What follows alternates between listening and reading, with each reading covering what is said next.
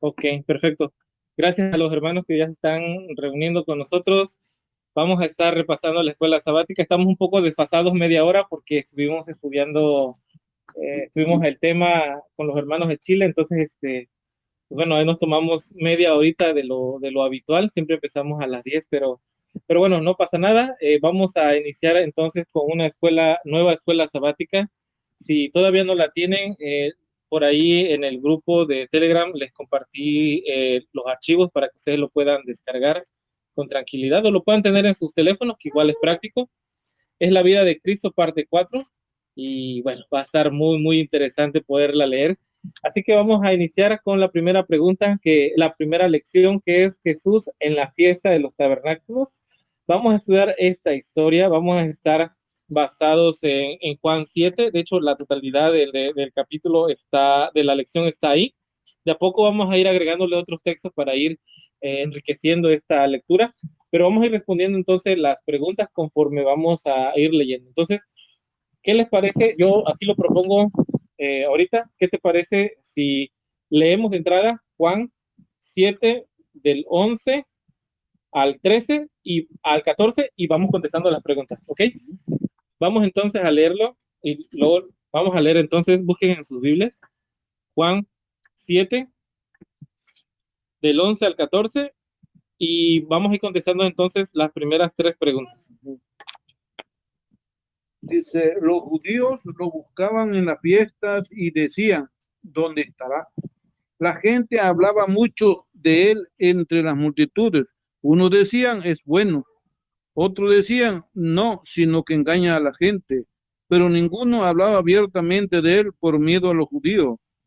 A mitad de la fiesta Jesús subió al templo y empezó a enseñar. Verso 14. Ok, vamos entonces a quedarnos ahí y vamos a ir entonces repasando los versículos, las preguntas. Vamos entonces a ir leyendo las preguntas que dicen de la siguiente manera.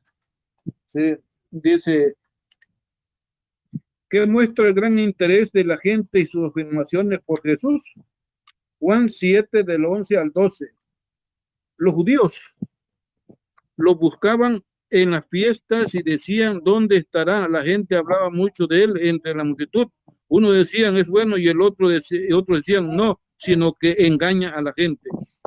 A ver, entonces, ¿qué muestra? ¿Cuál era el interés? Ajá, exacto. Yo creo que hubiera sido definido así la pregunta, pero bueno, ¿qué muestra el gran interés de la gente y sus afirmaciones por Jesús? Bueno, o sea, aquí yo creo que hay que empezar a colocar el contexto de lo que hemos venido leyendo. Si recuerdan las anteriores lecciones de la vida de Cristo, hasta acá el Señor ya había iniciado su ministerio. Ya tenía un tiempo. Recordemos que él pasó 3 años y medio desarrollando su ministerio.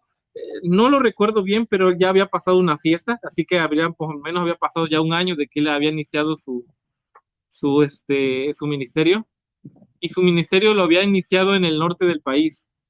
Aquí lo que estamos presentes, la mayoría de los que estamos en México, estamos ubicados al sur. Bueno, la hermana Gabriela, bueno, usted está allá en Argentina, pero imaginémonos en el ejemplo de Argentina, imaginémonos que el Señor Jesús hubiera iniciado su ministerio cercano a la frontera con Bolivia, por esa zona. Y aquí en México, pensando que el ministerio de Cristo había iniciado cerca de la frontera con los Estados Unidos, y nosotros que estamos al sur, pues bueno, hemos empezado a escuchar cómo ese hombre caminó sobre las aguas, cómo ese hombre dio de comer 10,000 a 5,000 personas. Ya el mensaje de él empezó a repartirse. Entonces, ¿qué se estaba provocando? Se estaba provocando una polémica y la búsqueda de él no estaba siendo por las enseñanzas. Le voy a pedir a mi padre que nuevamente vuelva a leer el texto. Sí. Dice, los judíos lo buscaban en las fiestas y decían, ¿dónde estará? La gente hablaba mucho de él entre la multitud. Uno decía, es bueno, y el otro decía, no, sino que engaña a la gente. Fíjense lo que se estaba creando aquí, esta polémica. Yo no sé si ustedes, a ver, le voy a pedir a mi padre que nuevamente me apoye recordando, donde dice el apóstol Pablo de que se predicaba, dice, yo agradezco a Dios por la predicación del Evangelio, aunque algunos lo prediquen sí, por enojo, por pleito o por discordia, pero que se predica. Exacto. Entonces, acá estamos viendo nuevamente un caso muy similar. El Señor Jesús estaba haciendo su ministerio. Eso estaba provocando una división entre si sí o si no, pero se estaba hablando de él. Yo rescato eso, se está hablando de él. Aquí habían dos grupos. Los fariseos lo buscaban, dice, para entramparle, porque ahora sí, como quien dice, lo andaban siguiendo a ver en qué fallaba él. Otros lo buscaban porque hacía muchos milagros. Unos decían, él es bueno, y otros decían, no, es un engañador. O sea, no todos estaban de su parte. Habían dos grupos de personas que ellos nada más lo que querían ver los milagros.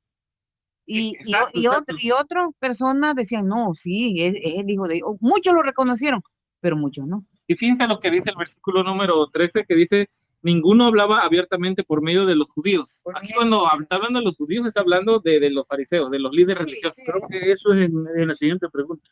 Ok, vamos a seguir entonces. Tenemos una nota ahí para poder compartirla. Dice la nota 1.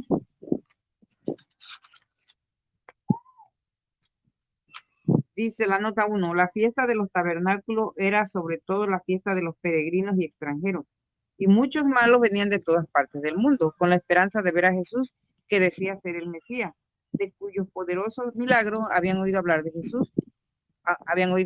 Jesús no había asistido a las reuniones nacionales desde la curación del hombre en el estanque de Betesda. Algunos de los habitantes de Jerusalén conocían sin duda la decisión de los miembros del Sanedrín de aquella época de darle muerte.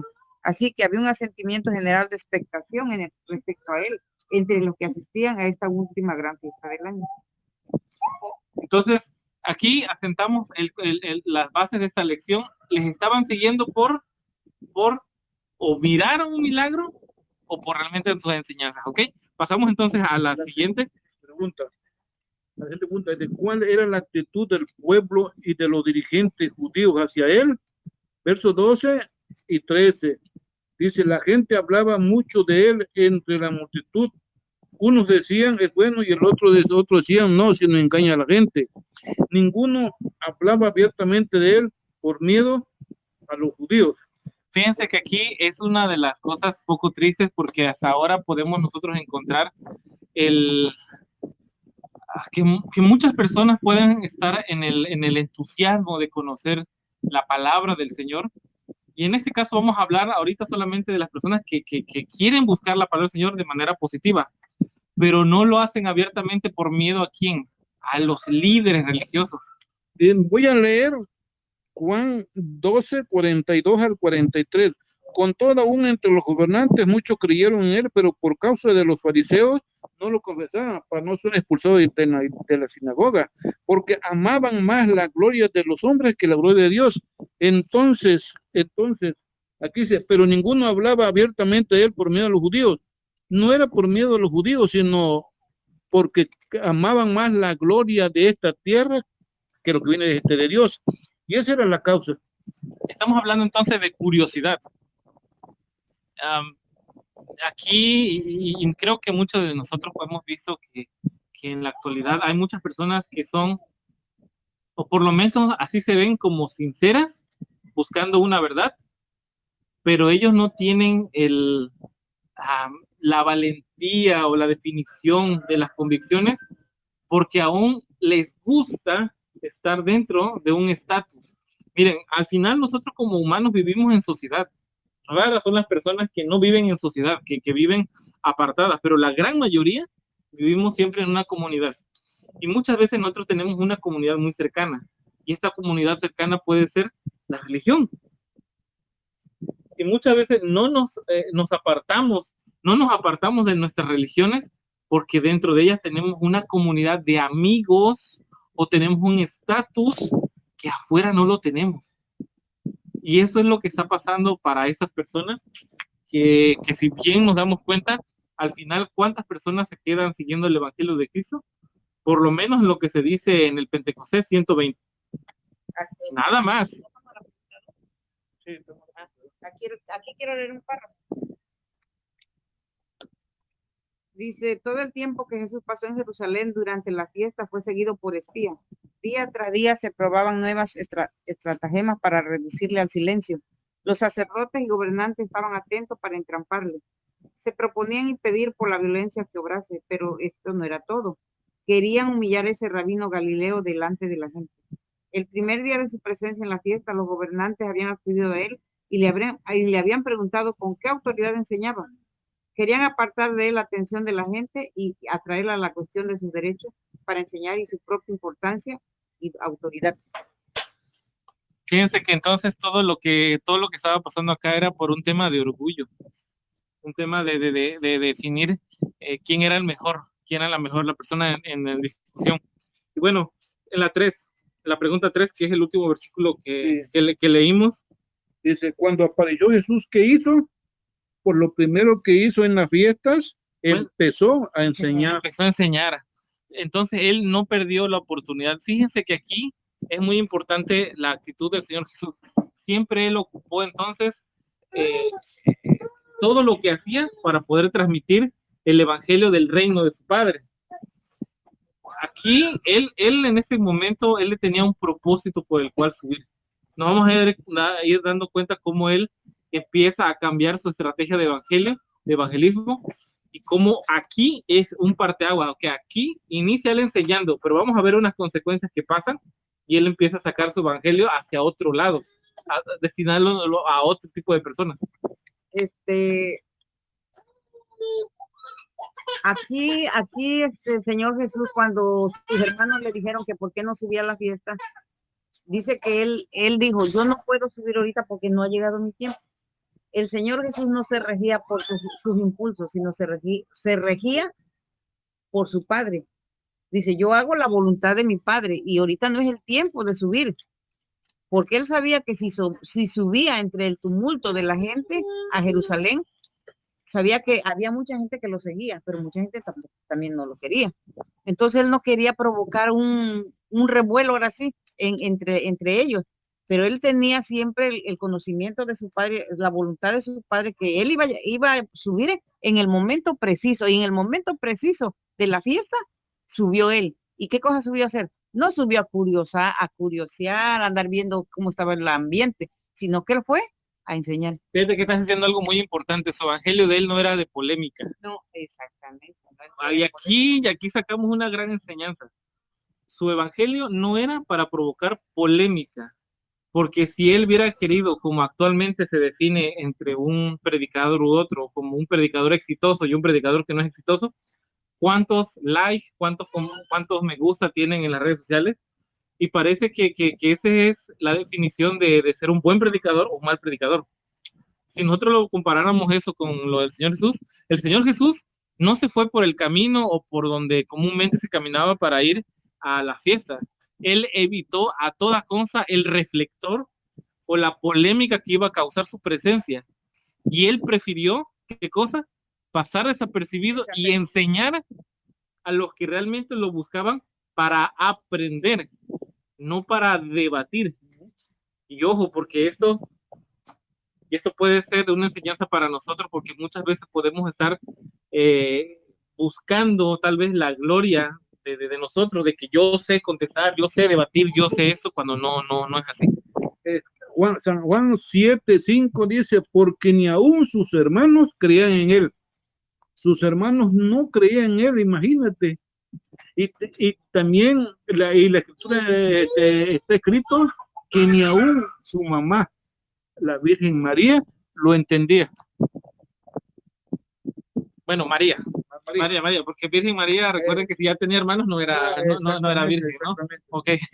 Pero sí, ese es el meollo, ¿no? Vamos a la pregunta número 4. Dice, ¿cuál fue el efecto de su enseñanza sobre la gente? ¿Y qué pregunta se hizo sobre él? Dice, los judíos se maravillaban y decían, ¿cómo sabe de letra sin haber estudiado? ¿Cuál fue el efecto de la enseñanza entonces? Que se maravillaban. Se maravillaban. Y aquí nosotros podemos ver algo que no sé si ustedes han tenido la oportunidad de ver el contenido de la doctrina judía en la actualidad.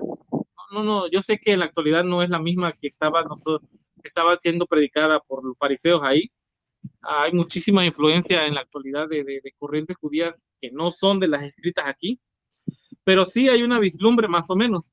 Cuando nosotros observamos las tradiciones judías, a las cuales el Señor muchas veces se refiere como tradiciones de hombre, son enseñanzas que parece que son útiles, pero no las pide Dios. No sé si me explico, o sea, para ellos piensan que están bien. A mí me llama la atención una tradición en particular que tiene una raíz actual. No es una raíz de aquel tiempo, pero nos va a servir la ilustración que queremos hacer. En la actualidad, dentro del mundo judío, existe una práctica para recibir el sábado, que esto es colocar velas en el centro de la mesa de la casa y servir un pan trenzado. Eso lo hacen las mujeres. Y tiene un significado, vamos a decir que bonito, ¿ok? Pero no es algo necesario. Si nosotros eso lo trasladamos a un contexto católico, podemos observar muchas prácticas como los 9 días para las personas que mueren, los 40 días, y hay una enseñanza bonita detrás. ¿Qué significa eso? Desde su punto de vista es poderle ayudar al doliente, a la persona que pierde su familiar, a irse desprendiendo de a poco de la presencia de esa persona, o sea, que vayan asimilando un poco la pérdida. ¿Es algo que es una tradición bonita? Vamos a decir que sí, pero no es necesaria, porque bíblicamente no es necesaria. Ahora, no es lo que digo, no es bíblico. Puede parecer bonito, pero no es bíblico y no es necesario. ¿A dónde quiero llegar? ¿Cuál era el efecto de la enseñanza del Señor Jesús? No era una enseñanza bonita, era una enseñanza necesaria. Y de ahí era la admiración de las personas.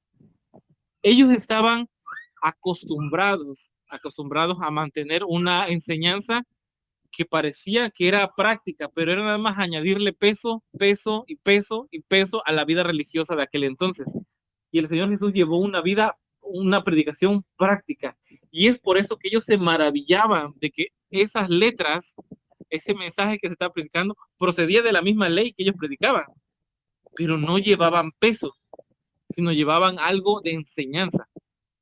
Entonces, ¿cuál fue el efecto de la enseñanza de la gente? Se maravillaban. Hay una nota ahí que podemos ver, la nota 2. Dice,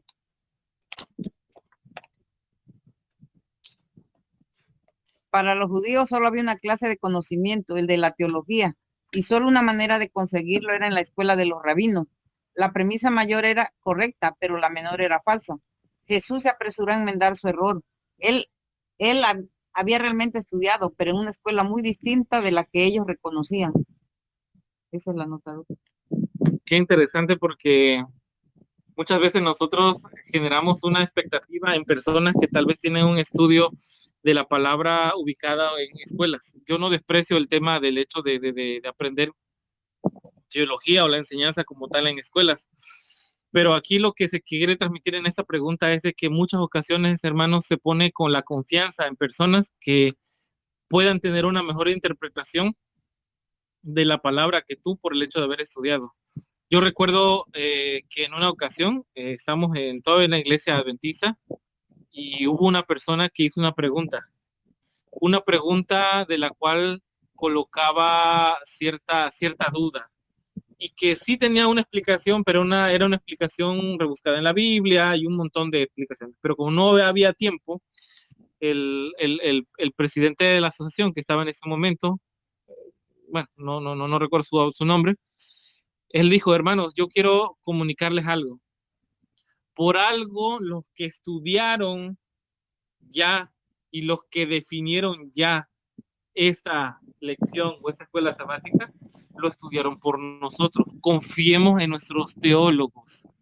Confiemos en lo que ellos ya han sembrado con anterioridad.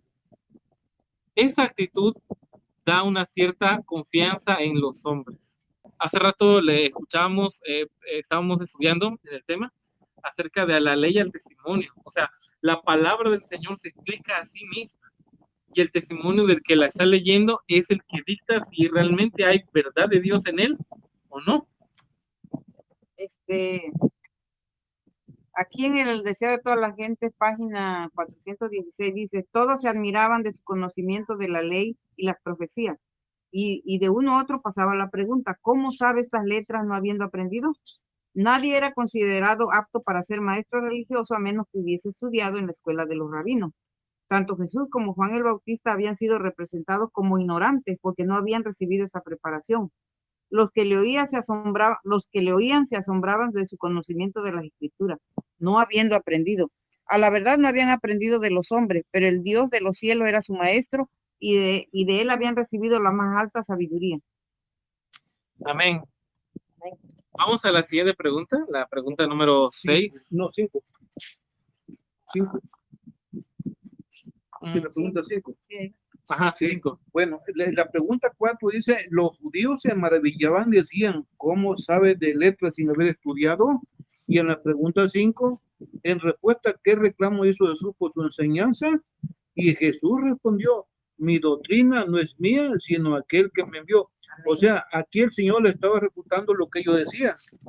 El Señor Jesús dijo, mi doctrina no es mía, sino de mi Padre. Es lo que ahorita leí en el párrafo, ¿no? Que el Señor Jesús no había aprendido en la escuela de los rabinos porque nunca fue, ni el Juan el Bautista, pero todo lo que él hablaba por su Padre. Todo lo que él decía, él lo decía porque el Padre Celestial se lo ponía pues en su boca. Entonces, por eso ellos se admiraban. Si él nunca fue, ahora sí no estudiado, pero más no sabían que todo eso venía del cielo. Sí, entonces eso confirma lo que decíamos hace un momento acerca de la doctrina. La doctrina, ¿qué fue lo que estaba predicando los fariseos? Se habían desviado de esa parte práctica, de esa parte de la palabra del Señor que lleva el reino de Dios, la esperanza bendita de la redención, y se habían enfrascado en las tradiciones de la misma ley, pero destacando las obras como parte de la salvación. Vamos entonces al versículo número 17 de la pregunta 6. La pregunta 6 dice, ¿de qué dijo que dependía el conocimiento de la verdad y sus afirmaciones? Dice, el que quiera hacer la voluntad de Dios, conocerá si la doctrina es de Dios o si yo hablo por mi propia cuenta. Primero de Corintios 2:14 dice, en la versión popular dice, el que no es espiritual no acepta las cosas que son del Espíritu de Dios, porque para él son tonterías y tampoco las puede entender, porque son cosas que tienen que juzgarse espiritualmente. Aquí el Señor le estaba diciendo, el que quiera hacer la voluntad de Dios va a conocer si mi doctrina es de Dios o es de los hombres. Fíjense que hace ratito estábamos estudiando en el tema con los hermanos de Chile acerca de la disposición. ¿Se acuerdan de esa parábola en donde el sembrador salió a sembrar y la semilla cayó en diferentes tipos de tierra? Cuando nosotros vemos que la palabra, o bueno, la semilla es la palabra de Dios, es el reino de Dios, muchas veces, o creo yo que en la gran mayoría, la semilla cae o en el camino o entre piedras y espinas. Y eso, si nosotros lo definimos rápidamente, fácil decimos, bueno, los que no aceptan la palabra son aquellos que están en el camino. Y decíamos y comentamos acerca de los que caen en espinas, y nadie se quiere colocar en esa situación, porque siempre decimos tenemos nosotros raíces suficientes para mantenernos firmes en lo que creemos. Pero yo hacía una reflexión y decíamos, ¿qué nos motivó a nosotros a buscar la palabra? ¿Qué nos motivó? Por lo menos en los versículos que estamos leyendo, vemos que esos dos grupos estaban motivados, unos para qué cosa, para contradecir, contrarrestar, y otros estaban llamados a ese mensaje para qué cosa, para ver qué pasaba. Lo buscaban y no lo hallaban. Dense cuenta, lo buscaban y no lo hallaban, pero Jesús ya estaba en el templo. No llegó por el camino donde ellos creían que iba a llegar. Ya estaba en el templo y ya les estaba enseñando a los que realmente querían qué cosa, escuchar. Muchos lo buscaban por curiosidad, sí, porque sabían de sus milagros y todo eso, pero no es porque les interesaba el mensaje. Acuérdate muy bien que cuando el Señor les empezó a hablar fuerte de la palabra, muchos se fueron Dice, no todos se quedaron, muchos se fueron. Y cuando el Señor Jesús le dijo a sus discípulos, ¿ustedes quieren irse también? Entonces fue cuando Pedro le dijo, ¿a quién iremos, Señor? Si tú tienes palabra de vida eterna. Entonces, no todos querían hacer la voluntad del Señor, sino nada más era como quien dice por curiosidad. Pero fíjense entonces que el mensaje allí estaba. Jesús ya estaba en el templo, Jesús ya estaba enseñando y ya estaba con las personas que le querían escuchar, pero los curiosos y los que querían contradecir todavía no lo encontraban. Vuelvo a repetir, ¿cuál es nuestra actitud para habernos acercado a ese evangelio? Curiosidad, nos acercamos por un milagro, nos acercamos por contradecir, o realmente ya estamos escuchando la voz de Dios.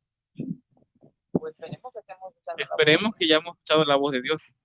Vamos a la pregunta entonces. Bueno, ok, no terminamos porque el 1 Corintios dice de que esa palabra se define por espiritualmente y no carnalmente. Exacto. Esa es entonces una definición correcta, porque nosotros, pero vamos a decir, ¿qué es espiritualmente? O sea, hace rato decíamos de que la palabra del Señor llega a los que al reino de Dios está dado a los niños, lo que leíamos hace rato, ¿no?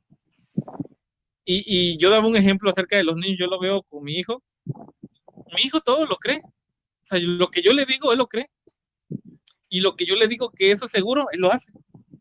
Y lo que yo le digo, si yo le digo que voy a regresar y él me espera, porque sabe que voy a regresar.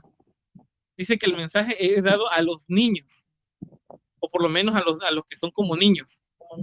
Entonces, cuando nosotros hablamos de definir el evangelio como espiritualmente, y si vemos que el evangelio se define también a los que son niños, entonces tú debes de ver la palabra del Señor creyendo que se cumple, como si un padre hablara a un hijo a través de algo escrito, no buscándole la razón humana, porque es ahí cuando uno dice, esto es locura, ¿no? ¿Cómo es que cómo es que el Señor caminó sobre las aguas? No, es imposible, no. Entonces cuando te ves enfrentado en un problema, no vas a poder obtener fe porque no crees en la palabra. Lo que pasaba en aquel tiempo con el Señor Jesús, a este tiempo es lo mismo. Mucha gente no cree. Mucha gente no cree, dice que la gente, o sea, la mente natural, dice la mente carnal, nunca va a entender el mensaje. Digo, si es que no quiere entender, porque el Espíritu Santo está presto para que la persona entienda. Y la persona que es sincera con las cosas de Dios va a entender.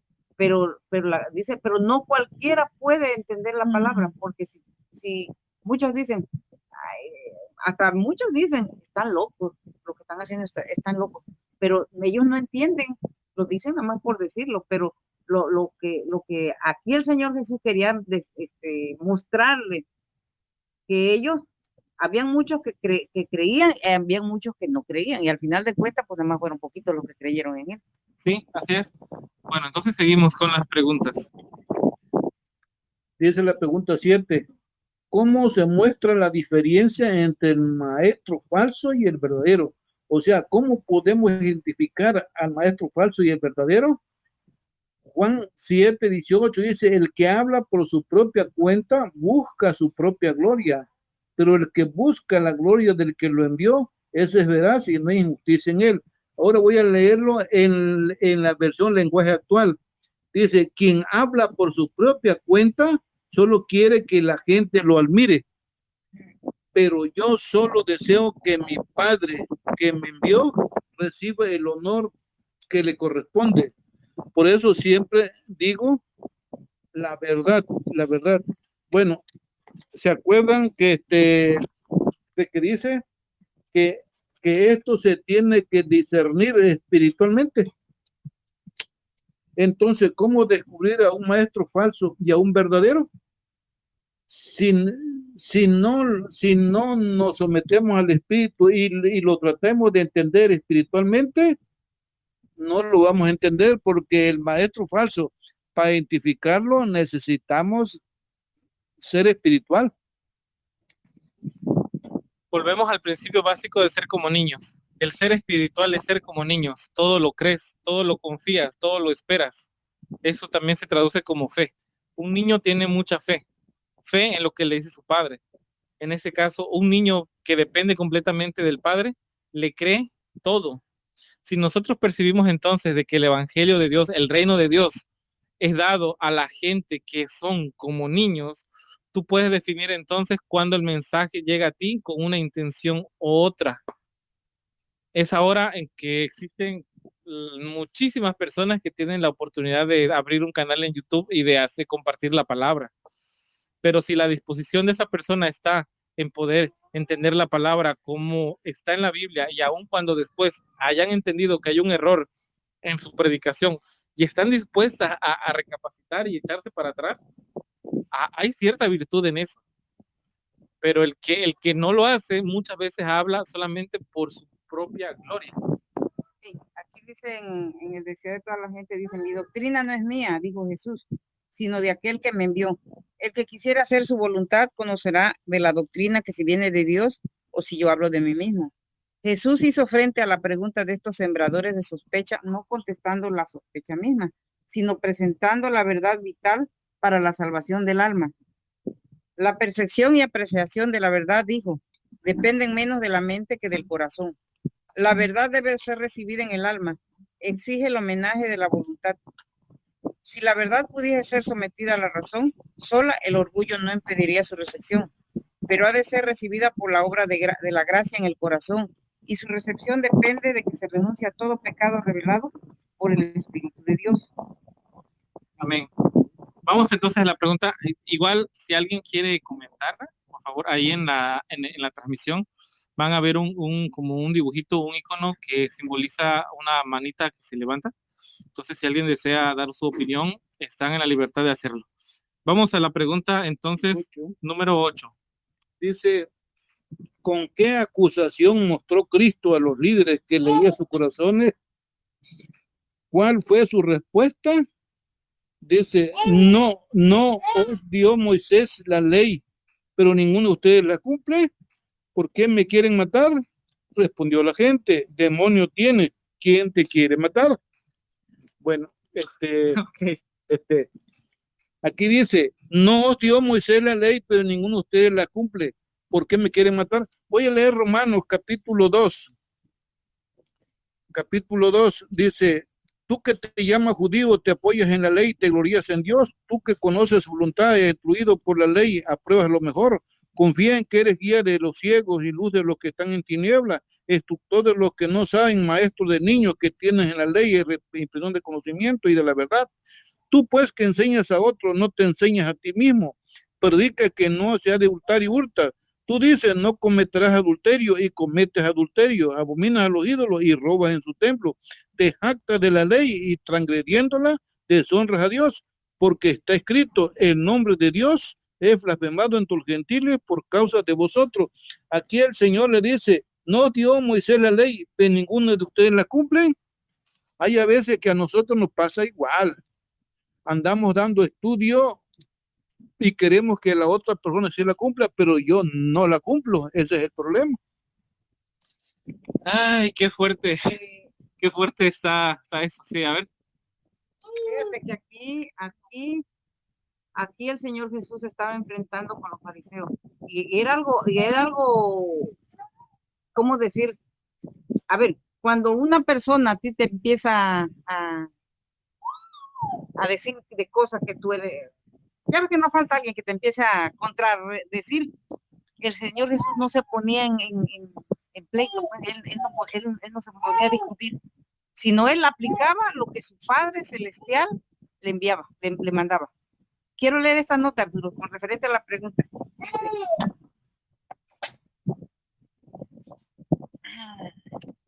Jesús dio a los rabinos una evidencia de su divinidad, demostrando que leía su corazón. Desde que había curado al paralítico en Betesda, habían estado maquinando su muerte. Así violaban ellos mismos la ley que profesaban defender. No os dio Moisés la ley, dijo él, y ninguno de vosotros hace la ley. ¿Por qué me procuras matar? Como raudo fulgor de luz, esas palabras revelaron a los rabinos el abismo de ruina el cual estaban por lanzar. Por un instante quedaron llenos de terror. Vieron que estaban en conflicto con el poder infinito, pero no querían ser amonestados. A fin de mantener sus influencias sobre la gente, querían ocultar sus designios homicidas. Eludiendo la pregunta de Jesús, exclamaron, demonios tienes, ¿quién te procura matar? Insinuaban que las obras maravillosas de Jesús eran instigadas por un mal espíritu. Amén.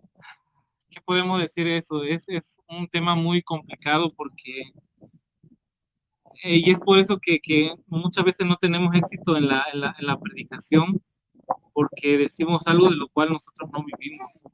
Como ahí sale nuestro hermano Stalin, él sabe bien de esto. Cuando tú no conoces un producto que vendes, muy seguramente no lo vas a lograr vender, porque no crees ni siquiera en tu producto. Pues tienes que estar convencido en lo que vendes para poderlo transmitir. Eso es algo muy básico. Nosotros no estamos vendiendo el evangelio, pero sí estamos tratando de que llegue a más personas. Y el hecho de que ellos presten atención al evangelio radica bastante en que cuando ven nuestro mensaje y luego te ven a ti, dirán, pues, ¿para qué me enseñas algo que ni siquiera tú has podido vivir? ¿Ok? Vamos entonces a la pregunta número 9. Dice, ¿cómo defendió sus actos de misericordia realizados en el día de reposo? ¿Qué operación les hizo? ¿Por qué no debemos basar nuestros juicios? ¿Por qué no debemos basar nuestro juicio? ¿En qué no debemos basar nuestro juicio? Dice, Jesús respondió, una obra hice y todos se maravillaban. Moisés dio la circuncisión, aunque no es de Moisés, sino de los patriarcas. Y vosotros circuncidáis a un niño en sábado.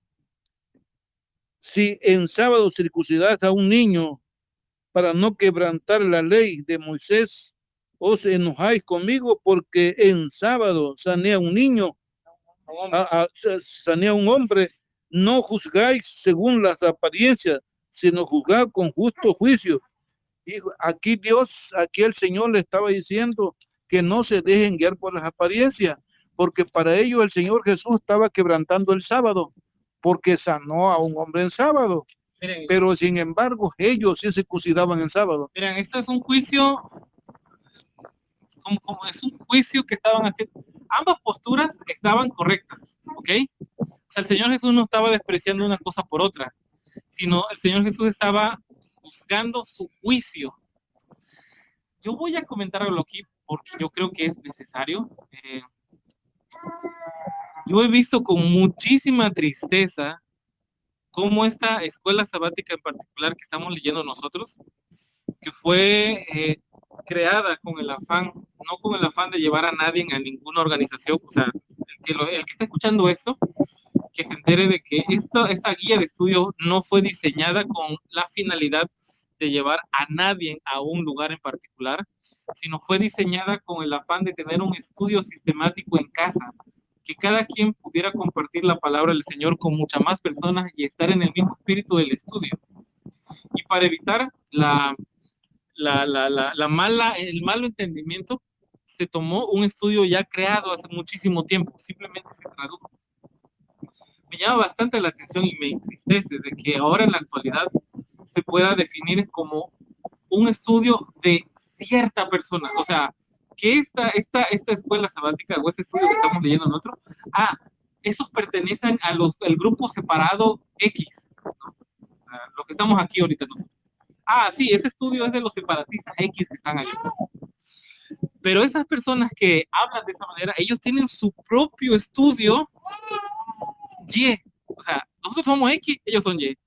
Y así cada quien juzga y coloca. ¿A dónde quiero llegar? ¿Por qué no estudiar una misma escuela sabática? ¿Por qué no estudiar la misma Biblia? ¿Por qué no sentirnos en comunión para estudiar todos juntos?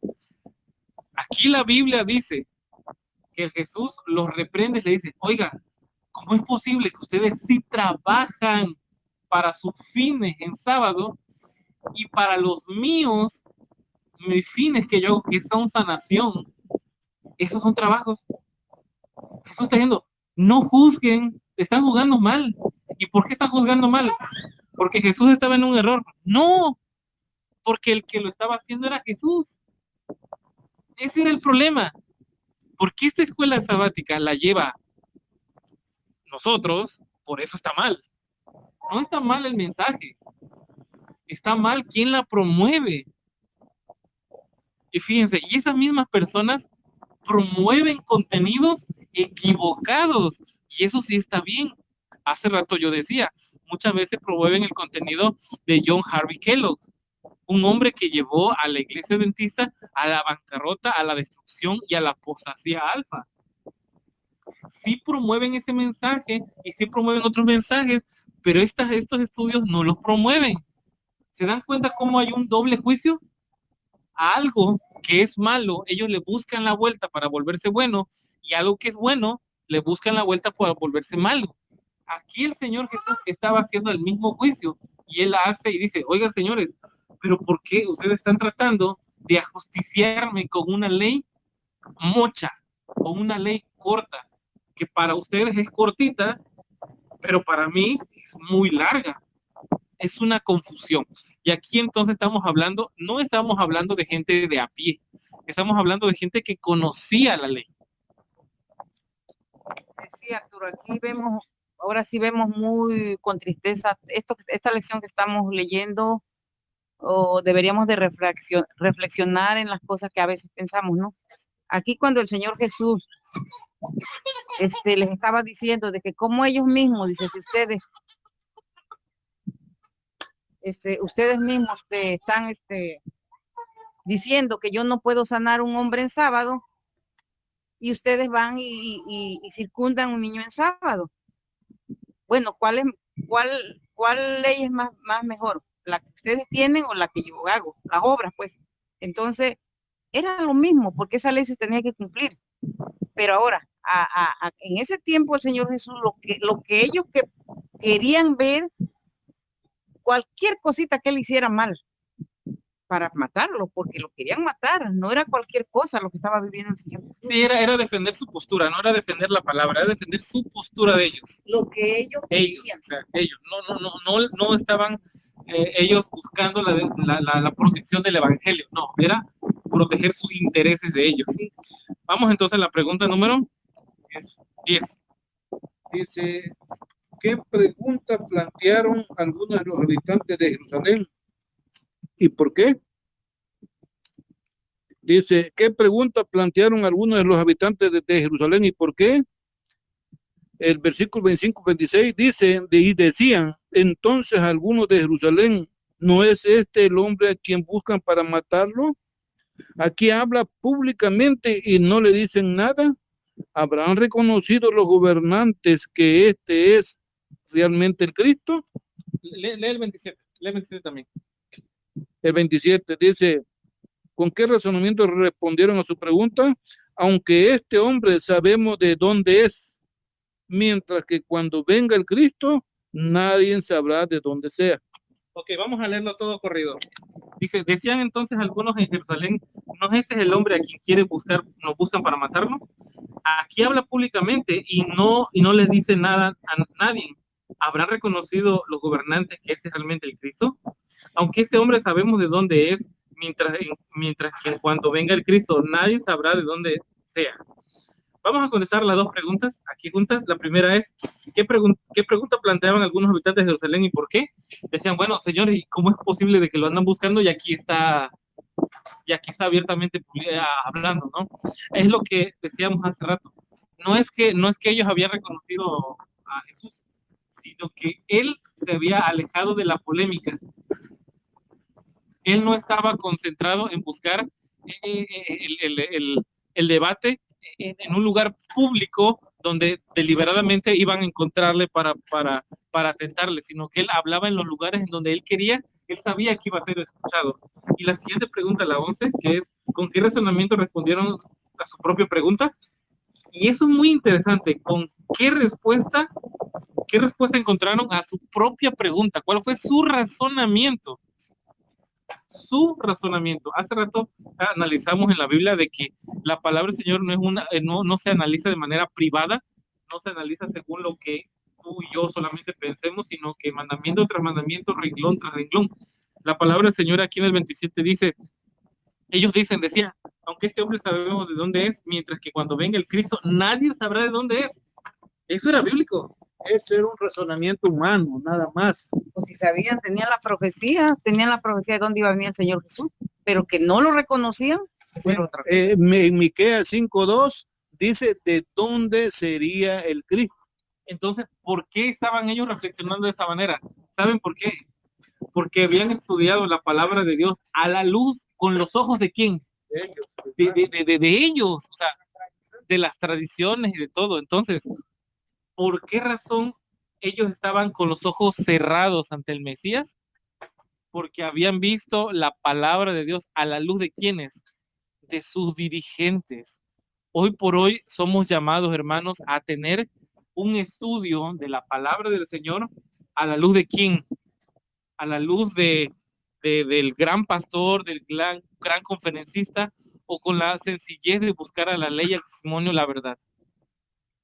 Aquí hay un párrafo en el deseado, dice, muchos de los que escuchaban a Cristo moraban en Jerusalén, y aún conociendo las maquinaciones de los príncipes contra él, se sentían atraídos hacia él por un poder irresistible. Se iban convenciendo de que él era el Hijo de Dios, pero Satanás estaba listo para sugerirles dudas, y ellos se prestaban a sus ideas erróneas acerca del Mesías y de su venida. Se creía generalmente que Cristo iba a nacer en Belén, pero después de un tiempo desaparecería, y que en su segunda aparición nadie sabría de dónde venía. No eran pocos los que sostenían que el Mesías no tendría ninguna relación natural con la humanidad, debido a que el concepto popular de la gloria del Mesías no se cumplía en Jesús de Nazaret.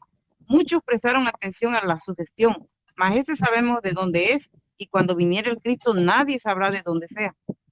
Fíjense que en la actualidad existe una definición de Mesías. Si ustedes tienen a buscarlo en Google o algo así, los principios de doctrina del mundo judío, el judaísmo en la actualidad cree que el Mesías ya ha venido y vendrá. Que el concepto de Mesías no significa que sea un redentor, un libertador. Que el concepto de Mesías en la actualidad se le puede dar a un rabino, a un judío, a alguien que venga de la casa de Israel, que haya hecho algo muy grande por su nación, que haya hecho un logro muy grande como la libertad, como el bien común.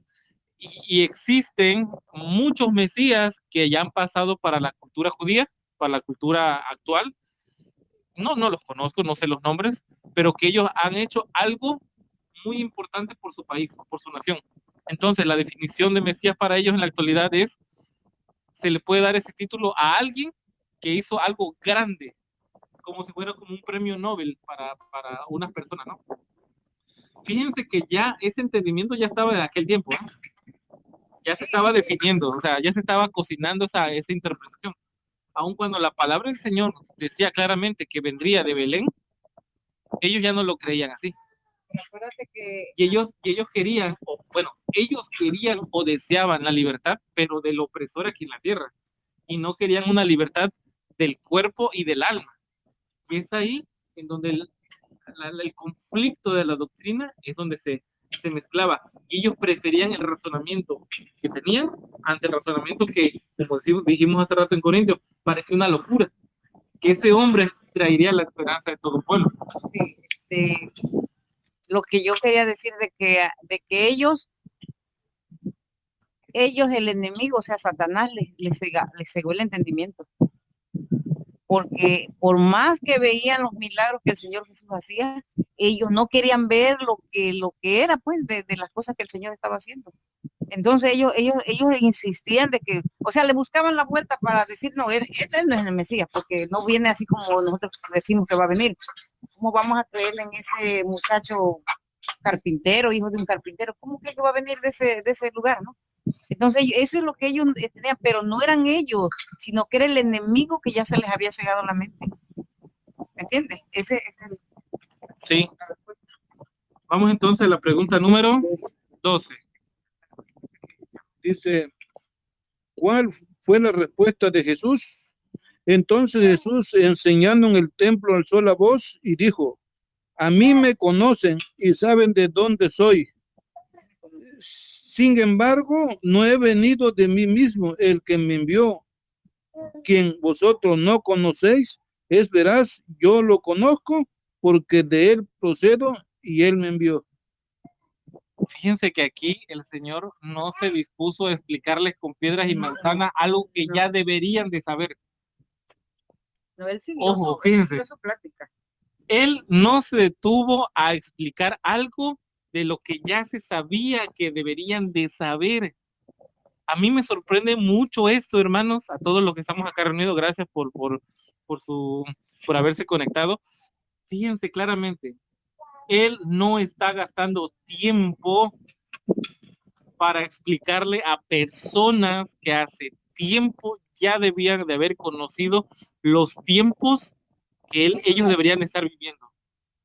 A mí me llama bastante la atención porque muchas veces nosotros estamos enfrascados en buscar que personas que hace tiempo ya conocen la verdad, estarles enseñando y enseñando y enseñando algo que se supone que debieron haber aprendido hace tiempo. El Señor simplemente se levantó porque sabía el pensamiento de ellos, se levantó y en voz alta dijo, yo estoy aquí porque mi Padre me envió y ustedes saben de dónde he venido. Y tú dices, de Galilea, ¿no? O sea, hubiéramos dicho eso. Y él no se refería a eso. Yo he venido de mi Padre y él da testimonio de mí. Él, por eso él hablaba a los discípulos, le decía, no sé, ¿por qué le hablas a ellos en parábolas? ¿Se acuerdan de esa comparación, no? Oye, Señor, ¿por qué a ellos les hablas con parábolas? No le hablas claramente. ¿Y cómo le responde el Señor? A ellos les hablo por parábolas, ¿por qué? Porque no ven ni entienden. O sea, le hablaba en parábolas porque no buscaban la verdad de ellos. Y le hablaba en parábolas para que a veces mostraban interés y fueran a preguntarle. Sí. Sí, aquí fíjate que hay algo interesante aquí. ¿En qué capítulo están leyendo? Aquí estoy leyendo Entre trampas y peligros, así se llama el capítulo. ¿De qué libro? El deseo de toda la gente. Dice, mientras que estaban así vacilando entre la duda y la fe, Jesús descubrió sus pensamientos y les contestó diciendo, a mí me conocéis y sabéis de dónde soy. No he venido de mí mismo, mas el que me envió es verdadero, el cual vosotros conocéis, el cual vosotros no conocéis. Aseveraban saber lo que debía ser el origen de Cristo, pero ignoraban completamente. Si hubiesen vivido de acuerdo con la voluntad de Dios, habrían conocido a su Hijo cuando se manifestó. ¿Sí? Amén. Qué clarísimo está aquí. Vamos entonces a la pregunta 13, porque ya se nos está acabando el tiempo, nos queda poquito. ¿Cuáles fueron los dos resultados que trajo esta enseñanza clara y sincera de Jesús sobre sí mismo? Dice el verso 30 y 31. Entonces procuraron prenderle, pero ninguno le echó mano porque aún no había llegado la hora. Con todos, esto es el primer resultado. Muchos de la multitud creyeron en él y decían, cuando venga el Cristo, ¿acaso hará más señales que este hombre? Los fariseos oyeron que la gente murmuraba estas cosas de él. Entonces los principales sacerdotes y los fariseos enviaron servidores para que lo aprendieran. ¿Cuáles fueron las dos cosas? Dice, muchos creyeron en él y la otra es que los fariseos me enviaron personas para que lo prendieran al Señor. Un resultado muy claro, ¿no?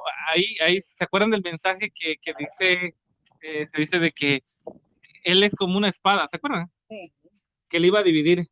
Y se acuerdan cuando le preguntan al Señor Jesús y dice, yo no he venido a qué cosa.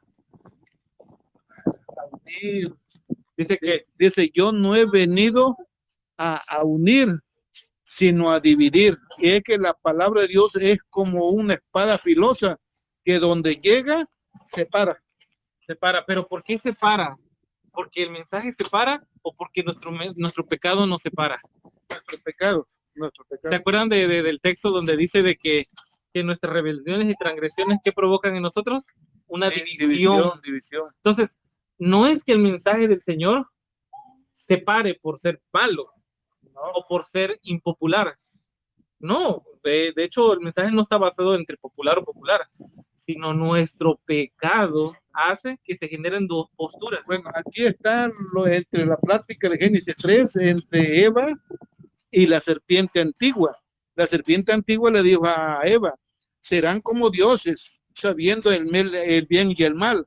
Entonces la persona, cuando llega la palabra de verdad, ellos eligen el mal y dejan el bien.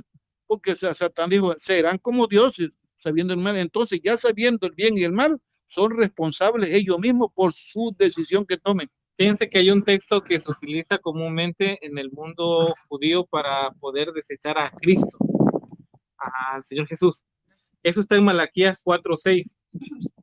Dice, Él convertirá el corazón de los padres a los hijos y el corazón de los hijos a los padres, no sea que yo venga y era la tierra con maldición. Dice, ese hombre no es el Señor Mesías porque no nos unió, sino nos dividió. Y como estudiamos hoy por la mañana, vimos de que la Biblia no se contradice. Cuando la Biblia parece que se contradice, muy seguramente somos nosotros los que tenemos un mal espíritu al leer la palabra. Entonces, cuando Malaquías dice que va a venir a unir al Padre con el Hijo, ¿a qué los va a unir?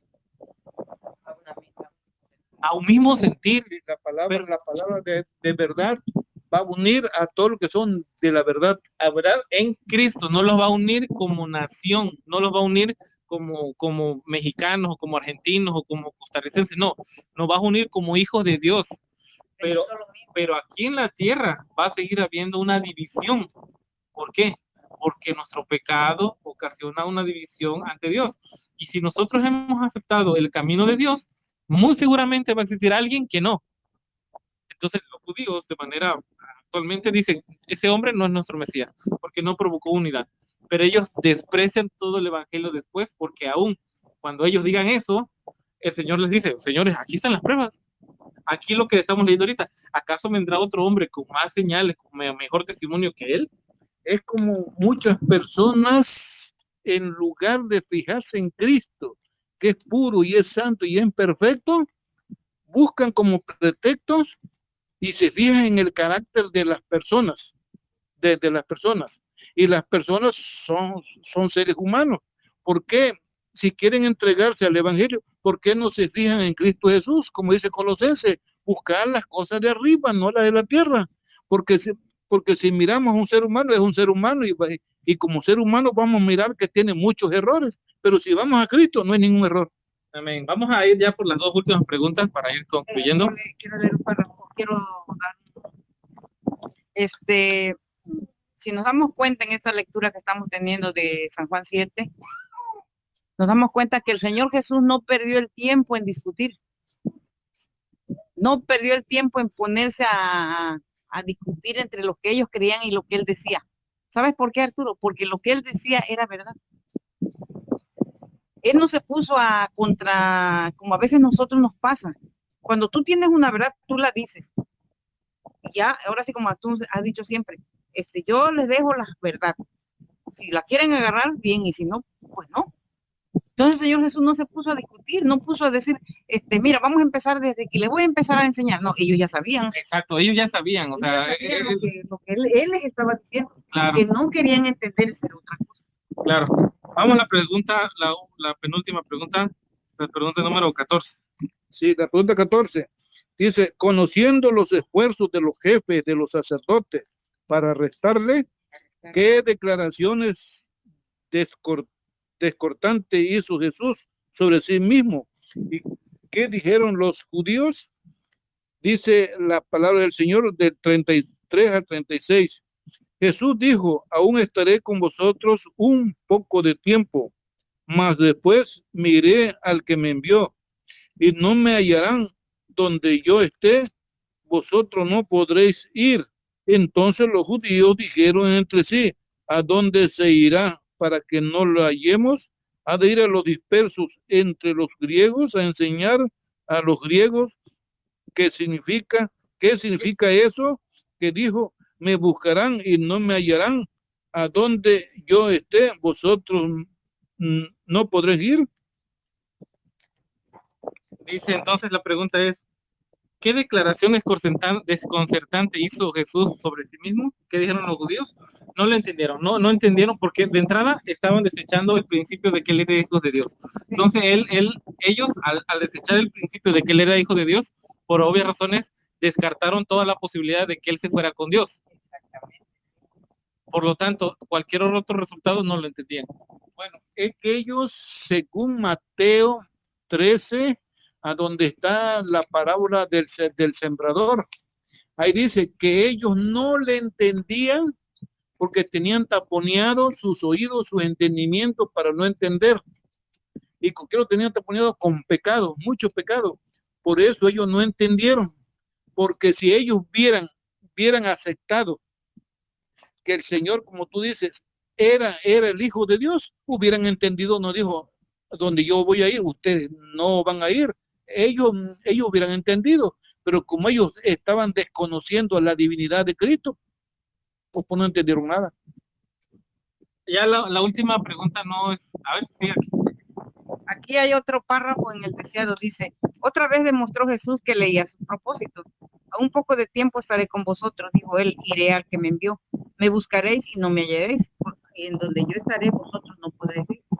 Pronto hallaré un refugio fuera del alcance de su desprecio y odio. Ascendería al Padre para ser de nuevo adorado por los ángeles, y nunca podrían sus homicidas llegar ahí. Con desprecio dijeron los rabinos, ¿a dónde se ha de ir? Que no le hallemos. ¿Se ha de ir a lo esparcido entre los griegos? Pocos sospechaban esos caviladores que en sus palabras despectivas describían la misión de Cristo. Durante todo el día había extendido sus manos hacia un pueblo desobediente y contradictor. Sin embargo, pronto sería hallado de aquellos que no le buscaron. Entre un pueblo que no habían invocado su nombre, sería hecho manifiesto. Fíjense O sea, que ellos no lo quisieron, pero dice, yo de aquí no voy a estar, me voy a ir. Dice, va a ir a los griegos, ciertamente. El mensaje vino también para ellos, para los griegos, pero en su momento llegó. Pero ellos lo desecharon. Ellos dijo, nosotros no queremos nada de lo que tú dices. Pero el Señor Jesús estaba cumpliendo su misión que su Padre le había encomendado. la última pregunta no es una pregunta, sino es un ejercicio para nosotros. Es, observa las 6 opiniones expresadas sobre Cristo en esa lección. Yo por lo menos tengo, la primera es que ellos decían si era bueno y otros decían que engañaba a la gente. Aquí tenemos 2 expresiones de lo que se decía de Cristo. Y la otra es que la gente se maravillaba. 3, y la otra es que muchos se convirtieron en él. Se maravillaban de que su estudio, decían, ese hombre, ¿cómo sabe? El otro es, se maravillaban de su doctrina. Vamos ahí, seamos 4. Y muchos Otros se convirtieron. la otra expresión está aquí en el 25, donde dice, ¿será acaso que los gobernantes ya creyeron en él? Porque nosotros, si es así, no sabemos que sea él, porque no sabemos de dónde viene. Entonces la otra expresión es una expresión de duda. No sabían si realmente era el Cristo o no. Y la número 6, para concluir, es de que ellos, algunos decían, los que se habían convertido, ¿acaso podrá venir alguien más grande que él? Por lo menos esas son las 6 observaciones que yo saco. No sé, ustedes, hermanos, los que están ahí conectados, gracias por acompañarnos. Eso ha sido el repaso. Tratamos de que demore por lo menos 1 hora, porque luego existen ciertos problemas para subirlo, tenerlo en YouTube. Entonces, pero yo sé que ustedes en casa lo pueden estudiar muchísimo más tiempo, con mayor profundidad, y es lo bonito de tal vez estar presencial, porque es a donde podemos hablar y hablar y hablar y se nos va el tiempo, ¿no? Pero bueno, yo le doy gracias a todos los que están conectados. Dios los bendiga.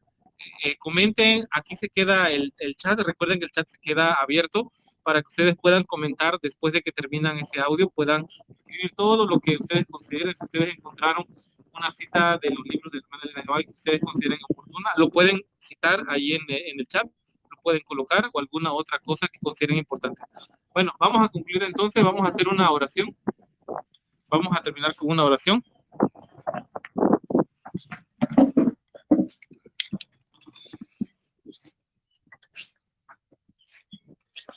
Padre eterno que estás en los cielos, alabado y glorificado sea tu nombre. Amén. Señor, muchas gracias por el alimento que nos diste, Padre, que tuvimos, Señor, saboreando al Cordero que quita los pecados del mundo, Padre. Por favor, gracias, y te pido por todos mis hermanos que estuvieron conectados, que tu Santo Espíritu, Padre, los toque. Tú sabes quiénes son, cómo están, qué les aqueja, Padre. Por favor, te lo pongo en tus manos, y a nosotros aquí reunidos, Padre, que tu Santo Espíritu también esté con nosotros como nuestros hermanos. Gracias por todo, te lo pido en el bendito y poderoso nombre de Jesús. Amén. Amén. Bueno, gracias a todos por estar. Aquí también está Aarón. Aquí también está Aquí también está él aquí sentadito escuchando. Así que si escuchan un poco de ruido de fondo, ya sabrán de que él también está aquí súper atento, tratando de agarrar el micrófono, pero bueno, Dios los bendiga a todos. Gracias, hermanos, por estar. Nos estamos escuchando entonces la próxima semana y nos estamos leyendo ahí en el chat de las opiniones que ustedes puedan tener. Dios los bendiga.